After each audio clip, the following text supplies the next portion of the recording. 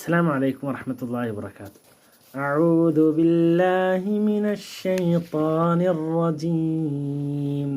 بسم الله الرحمن الرحيم. ألف لام را كتاب أنزلناه إليك لتخرج الناس من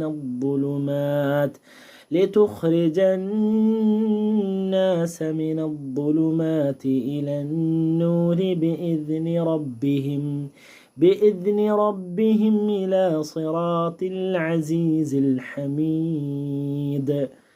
അള്ളാഹു സുബ്ഹാനഹു വതആലയുടെ ഗ്രന്ഥം, അള്ളാഹുവിൻ്റെ കലാം ഖുർആൻ നമ്മളോട് പറയുക, കിതാബുൻ അൻസൽനാഹു. എന്താണ് ഖുർആൻ്റെ ധർമ്മം?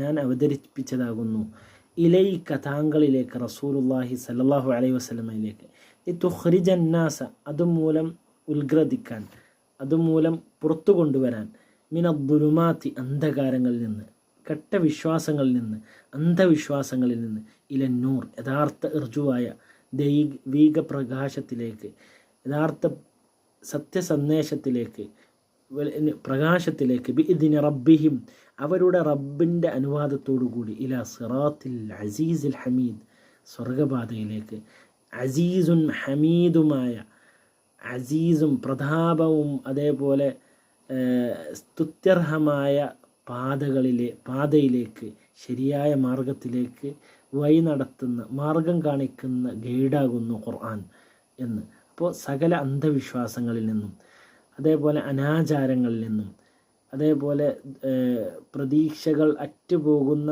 നിരാശ നിറഞ്ഞ അവസ്ഥകളിൽ നിന്ന് അള്ളാഹു പ്രതീക്ഷ നൽകുകയാണ്. ഈ അന്ധവിശ്വാസം സ്വീകരിച്ചാൽ യാതൊരു തെളിവോ ദൈവിക വെളിപാടിൻ്റെ അടിസ്ഥാനത്തിലോ വഹീൻ്റെ പിൻബലവുമില്ലാത്ത വിശ്വാസങ്ങൾ വെച്ചു പുലർത്തുമ്പോൾ പലതിനെക്കുറിച്ചും ഭയപ്പാടാണ്, പലതിനെക്കുറിച്ചും നിരാശകളാണ്, എന്താണ് ചെയ്യേണ്ടതെന്നറിയാതെ പോവുകയാണ്. യഥാർത്ഥത്തിൽ ജീവിത ലക്ഷ്യം പോലും മറക്കുകയാണ്. നമ്മെ സൃഷ്ടിച്ച, നമ്മുടെ പരിപാലകനായ നമ്മുടെ റബ്ബിനെ ആരാധിക്കുക എന്നതാണ് നമ്മുടെ ജീവിത ലക്ഷ്യം. അവൻ്റെ നിയമമനുസരിച്ച് അള്ളാഹുവിൻ്റെ ദീനനുസരിച്ച് ജീവിക്കുക എന്നതാണ് നമ്മുടെ ജീവിത ലക്ഷ്യം. അപ്പോഴാണ്, അതനുസരിച്ച് ജീവിക്കുമ്പോഴാണ് ആ മോക്ഷം ലഭിക്കുക, സ്വർഗം ലഭിക്കുക. അതിനു വേണ്ടിയാണ് വമാ ഖലഖ്തുൽ ജിന്ന വൽ ഇൻസ ഇല്ലാ ലിയഅ്ബുദൂൻ, എന്നെ മാത്രം ആരാധിക്കാൻ വേണ്ടിയാണ് ഞാൻ ജിന്നുകളെയും മനുഷ്യരെയും എല്ലാം സൃഷ്ടിച്ചത്.